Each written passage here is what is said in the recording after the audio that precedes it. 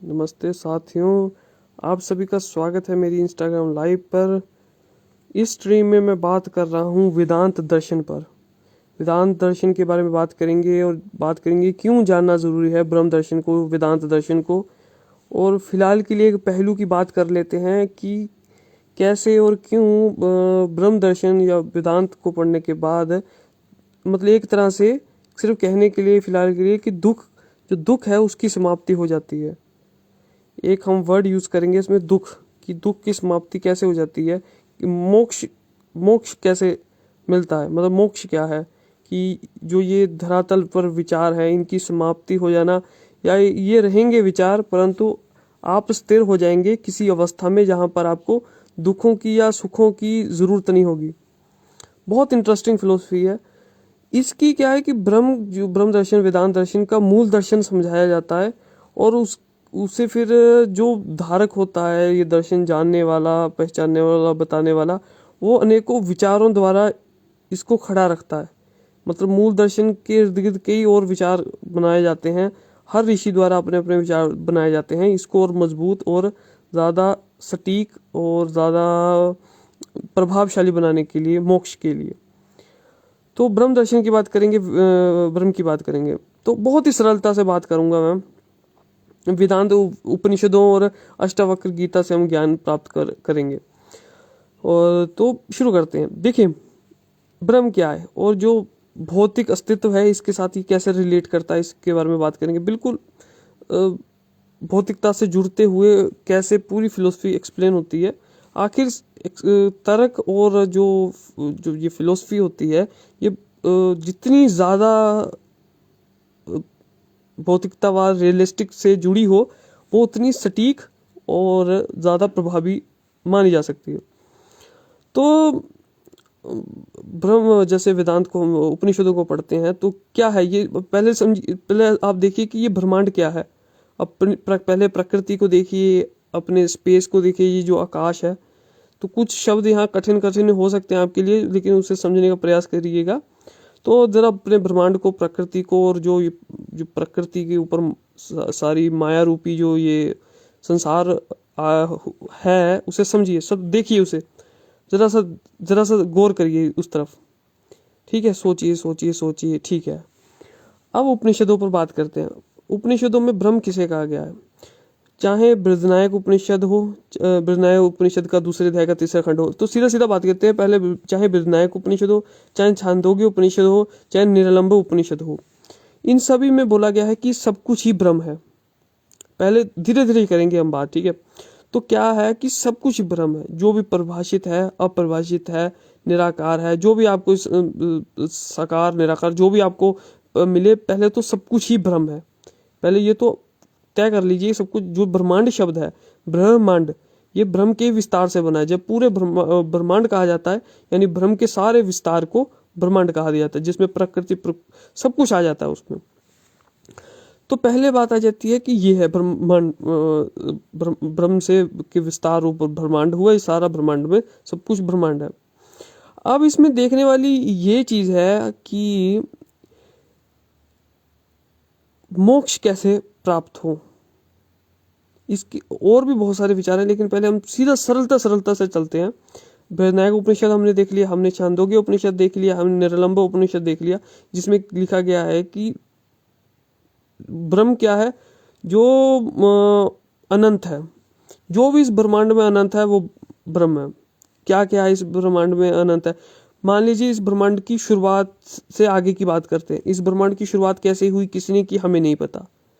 कई तर्क बताए जाते हैं, कई इस पर चीजें लिखी गई हैं, कोई उसका सबूत नहीं है, क्योंकि उस वक्त कोई था नहीं, और कोई इसका सटीक परिणाम, कोई इसका वैज्ञानिक सबूत, या वैज्ञानिक सबूत से हटकर भी कोई अन्य कुछ तर्कवादी सबूत भी पूरी सटीकता से बोलता हो, कुछ ऐसा हमारे पास कुछ नहीं है।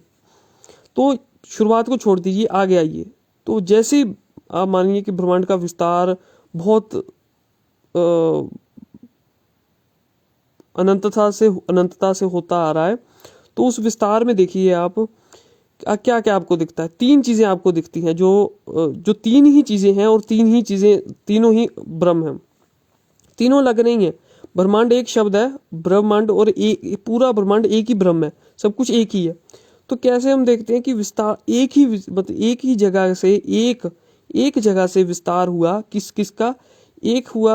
आप कह सकते हैं कि आप एक निराकार का एक चलो उसे ब्रह्म कह लेते हैं, निराकार ब्रह्म, यानी कि जो बृहदारण्यक उपनिषद के दूसरे अध्याय के तीसरे खंड में बोला गया जो आकाश है यानी स्पेस है, उसको बोला गया निराकार ब्रह्म।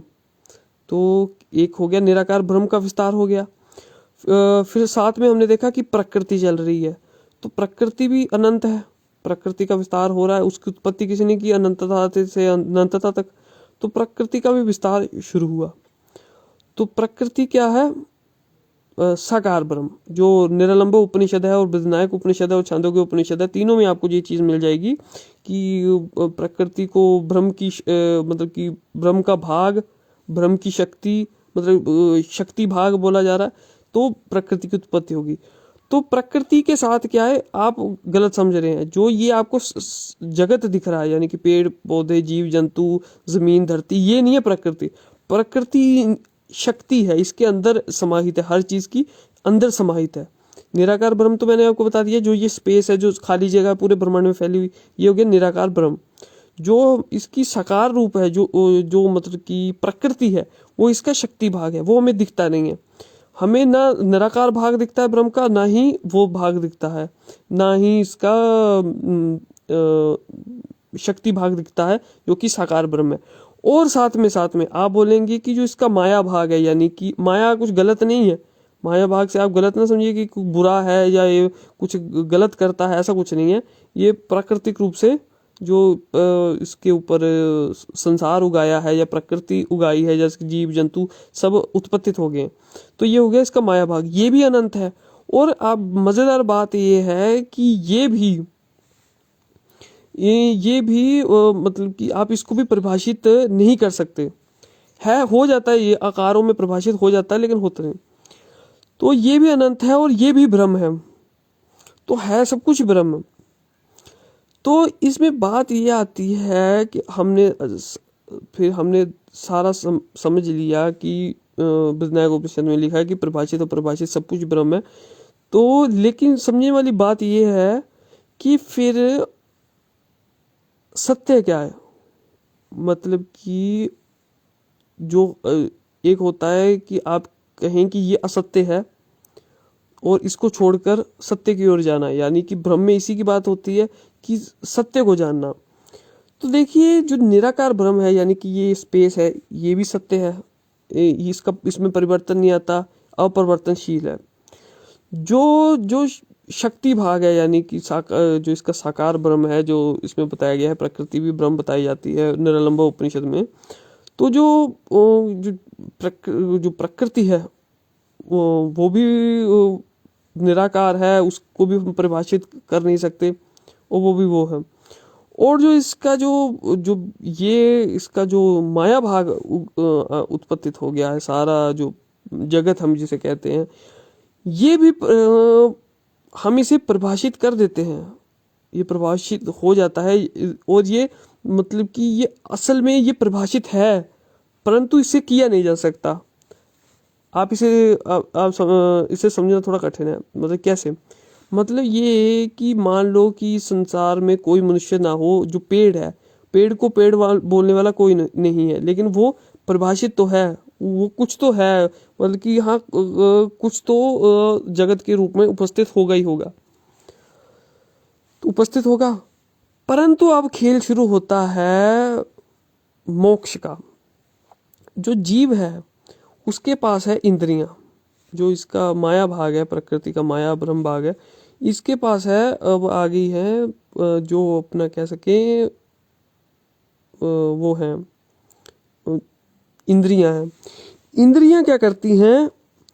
इंद्रियों से आप ब्रह्म को नहीं जान सकते, यानी कि ना इंद्रियां निराकार भाग देख सकती हैं, ना साकार शक्ति भाग देख सकती हैं, जो प्रकृति है, ना इंद्रियां उसे देख सकती हैं, और ना ही वो इसे माया को समझ सकती हैं। आप बोलेंगे कैसे? हम कहते तो हैं कि वो देखिए सूरज, वो पक्षी, वो फूल, वो सब कुछ, तो इसमें बड़ी कठिनाई है। तो शंकराचार्य जी ने कोट किया, शंकराचार्य जी ने उपनिषदों से कोट किया। मैं आपको बता दूं, निरलंब उपनिषद का कोई 37वां 36वां प्रश्न था, उसमें ये बात हुई है।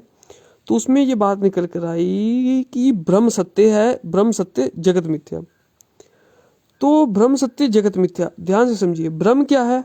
जो निराकार है वो भी ब्रह्म, बल्कि इस ब्रह्मांड में जो भी है सब ब्रह्म है। जो निराकार स्पेस है वो भी ब्रह्म है, जो इसका प्रकृति शक्ति भाग है वो भी ब्रह्म है, जो इसका माया भाग है वो भी अनंत है, वो भी ब्रह्म है। मिटता नहीं है, ये उसकी क्वालिटी है। प्रकृति की ये क्वालिटी है कि उत्पत्ति उत्पत्ति अस्तित्व विनाश, ये उसका असत्य नहीं हो जाता। यानी कि पेड़ उगाए तो वो उसकी उत्पत्ति हुई, अस्तित्व आया, फिर मिट गया। वो प्रकृति से निकला और प्रकृति में ही समाहित हो गया। चाहे उसका कुछ भाग अस्तित्वहीन हो गया, उसका कुछ भाग अस्तित्व बाहर हो गया, परंतु यहीं यहीं से उत्पत्तित हुआ, यहीं अस्तित्व में, यहीं समाप्त हो गया। तो जो यहीं था, जो यहीं था, वो मिथ्या कैसे हो सकता? और बृहदारण्यक उपनिषद तो कह रहा है कि जो प्रभाषित है और अप्रभाषित सब ब्रह्मी है, और प्रकृति भाग भी ब्रह्मी है, सब कुछ ब्रह्मी है, एक ही है, सब कुछ ब्रह्म है। लेकिन बात ये आती है कि मोक्ष कैसे होगा? तो ब्रह्म सत्य जगत मिथ्या। तो जो जगत है, ना ब्रह्म को मिथ्या बोला जा रहा है, ना प्रकृति को मिथ्या बोला जा रहा है, ना माया को मिथ्या बोला जा रहा है, जगत को मिथ्या बोला जा रहा है। जगत यानी क्या? जब जीव अपनी इंद्रियों द्वारा इस जगत को परिभाषित करता है, तब वो हो जाता है मिथ्या। मिथ्या ये नहीं है कि संसार नहीं है। मिथ्या शब्द को समझिए। मिथ्या का मतलब ना सत्य से है ना असत्य से है। मिथ्या का भाग है कोई चीज है, वो कुछ और है और हमें कुछ और लग रही है। यानी कि एक उदाहरण के रूप में बताया गया कि एक रस्सी है, तो रस्सी हमें सांप लग रही है। तो वैसे ही जो ये ब्रह्म है, जो ये ब्रह्म है, निराकार ब्रह्म है, चाहे अब साकार प्रकृति है, चाहे माया है, तो ये कुछ और है, ये अचिंत्य है, हम इसे सोच नहीं सकते और हम इसे परिभाषित कर दे रहे हैं माया के जरिए, अपनी इंद्रियों की मिथ्या के जरिए। कैसे? देखिए, जैसे कि दो तीन उदाहरण बताता हूँ। जैसे कि एक बच्चे का जन्म हुआ, तो उसे सिखाया जाता है कि ये तुम्हारे माता पिता हैं, इनके साथ ऐसा व्यवहार करना चाहिए। एक परिभाषित एक एक निश्चित अनिश्चित व्यवहार बताया जाता है कि आपने इस तरह अपना जीवन यापन करना है माँ बाप के साथ। तो ये आपको सिखाया जाता है। जो अब मेटाफिजिक्स और क्वांटम फिजिक्स आ रही है, उसमें इसे इल्यूजन कहा गया। आपके साथ इल्यूजन क्रिएट किया जाता है, तो आपको सिखाया जाता है। ये सत्य नहीं है, आपने अपने माता पिता के साथ कैसा व्यवहार करना है ये कहीं लिखा थोड़ी ना है। ये कोई मतलब कि अटल सत्य थोड़ी ना है। अटल सत्य तो सिर्फ ब्रह्म है। ब्रह्म, निराकार ब्रह्म, साकार ब्रह्म और जो माया ब्रह्म है। यानी कि इसको प्रकृति के साथ ही जोड़ा जाता है, लेकिन केवल ब्रह्म ही अटल सत्य है। और उसमें जो भी प्रकृति में जो भी उत्पत्तित हो जाता है, वो उत्पत्तित हुआ, समाप्त, अस्तित्व समाप्त हुआ, ये प्रकृति के साथ ही जुड़ा है। तो वो है अटल सत्य। जो आपने व्यवहार करना है वो अटल सत्य नहीं है।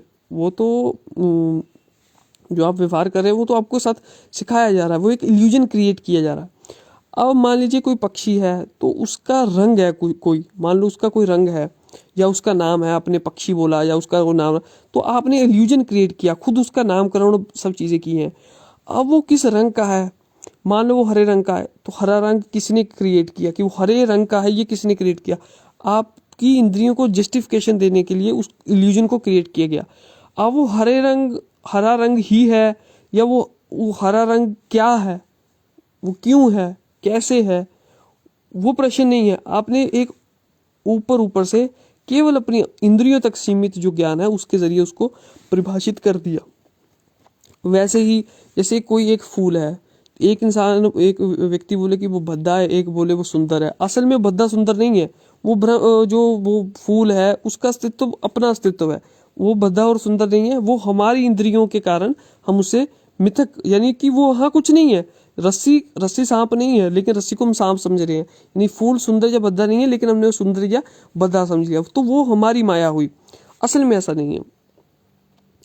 तो वेदांत दर्शन में कहा गया कि जो अनंत है केवल वह सत्य है, उसके अलावा जो आप सोच रहे हैं वो मिथ्या है। मिथ्या यानी कि वो है, किसी चीज का होना और उसे कुछ और समझ लेना, यानी कि जो ये आपके विचार हैं वो इस प्रकृति को नहीं समझ सकते। आप इस प्रकृति की, आप इस प्रकृति, आप अपनी इंद्रियों के कारण मिथ्या में फंसेंगे। आप कोई जज्बात उत्पत्ति कर लेंगे, सोच कौन रहा है। एक और बड़ी मजेदार बात आती है इसमें कि जो इस जो कि कल्प एक इस्तेमाल किया जाता है कि संसार कल्पना है। तो प्रकृति भी कल्पना नहीं है, ना ब्रह्म कल्पना है। संसार कल्पना क्यों है? संसार को मिथ्या, जगत को मिथ्या क्यों बोला जा रहा है? संसार को कल्पना क्यों बोला जा रहा है? क्योंकि हमने हमने परिभाषित किया अपनी इंद्रियों, हमने सूर्य बोल दिया। अब सूर्य कैसे काम करता है, उसकी गुरुत्वाकर्षण बल हमें दिखता नहीं, उसकी ग्रेविटी हमें दिखती नहीं। हमने बस अपनी इंद्रियों से सीमित उसे एक इमेजिनरी जो विचारों से, एक अंदाजे मात्र से उसे घेर लिया या उसकी उसे व्याख्याएं दे दी। तो हमारा जीवन हमारी इंद्रियों के कारण मिथ्या में है। हम इस जीवन के सच्चाई को नहीं देख पा रहे हैं, हम मिथ्याओं में फंस जाते हैं। अलग अलग हम अपने विचार बना लेते हैं और विचारों के कारण फंसते हैं। तो इसमें मोक्ष प्राप्त करने का निरालंब उपनिषद में बताया गया है कि वो कैसे होगा, कि आप ये जाने कि अनंत क्या है, अनंतता में क्या है। तो आप विचार कर सकते हैं, आप ये मान सकते हैं कि ये जो निराकार स्पेस है, खाली जगह, ये ब्रह्म है। आप ये मान सकते हैं कि प्रकृति जो जगत है ये अनंतता से अनंतता तक है, ये ब्रह्म है।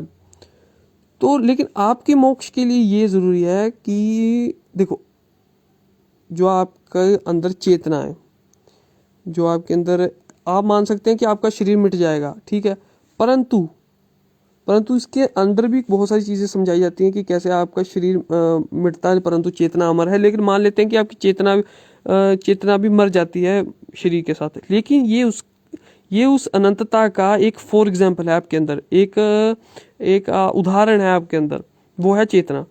तो चेतना के जो आपकी जिससे आप जीवित हैं, जो मनुष्य के शरीर के द्वारा, दिमाग द्वारा उत्पत्तित होती है चेतना, तो जो विचार है वो है मिथ्या। मिथ्या मतलब जो संसार को आपने है, लेकिन आपने अपने तरीके से कुछ है, उसे अपने तरीके से आपने जज्बात दे दिए कि कोई व्यक्ति है तो आपको वो सुंदर लगा, कोई नहीं लगा, कोई अत्यधिक सुंदर लगा, आपने उसके प्रति कोई विचार बना लिए, कैसा दिखता है यह विचार बना लिए, वो वैसा ही है जैसा है। आपने अपने तरीके से, अपने इमेजिनेशन से, अपने विचारों से आपने एक अपनी कल्पना की।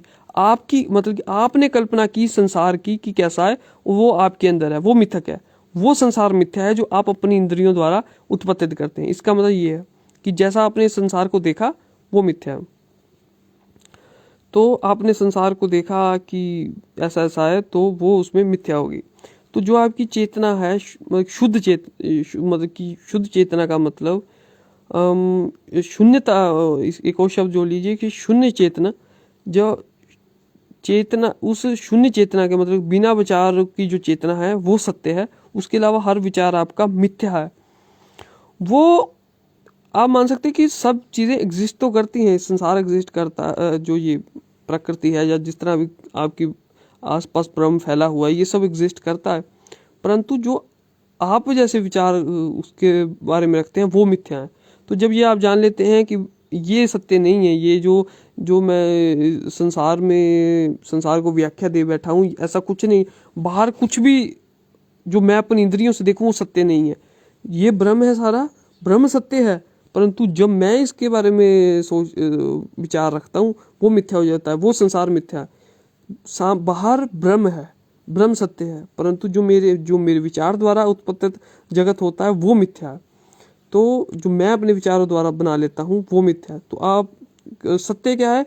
वो शुद्ध चेतना, वो शून्य स्थिर चेतना, शून्य स्तर चेतना सत्य है।